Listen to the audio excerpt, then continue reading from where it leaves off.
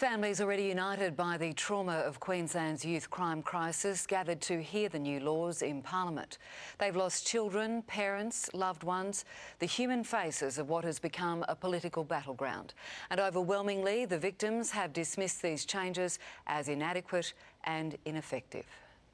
For the victims, the new laws give little reason for hope. It's pretty hollow, a lot of it. There's a few good things in there, and anything's better than nothing. Sunshine Coast grandmother Julie West, who started a petition for change, walked out of Parliament in disgust, accusing the Premier and her government of simply not caring. There's no point. She didn't even make eye contact with us. They were laughing in Parliament while mothers and fathers who lost their children were sitting in the gallery. Mothers and fathers like Ben Beaumont and wife Michelle Little, whose son Angus was stabbed to death by young criminals. There's been no change in my mind. You can change one law, but unless the other laws change with it, the change is not going to happen. That one law is welcomed by those who've had to work on the front line arresting young offenders. Finally, the government has reintroduced the breach of bail for youth offenders.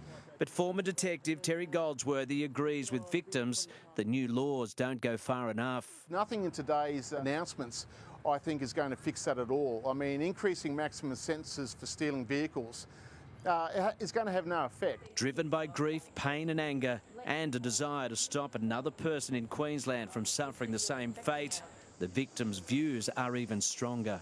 I don't classify my son's killers as children, I classify them as murderers. It's great to say you want to give them love and cuddles and we want to do everything nice, but where's the balance? You can't play Russian roulette with the public's lives. A public outrage, but the government says young offenders are now on notice.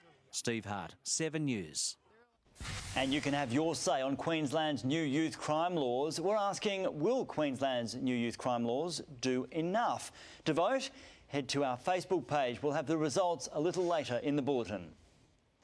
In another shocking example of youth crime, a teenage boy is accused of assaulting 2 nurses at the Gold Coast University Hospital. Jordan Quinn, he's now been arrested.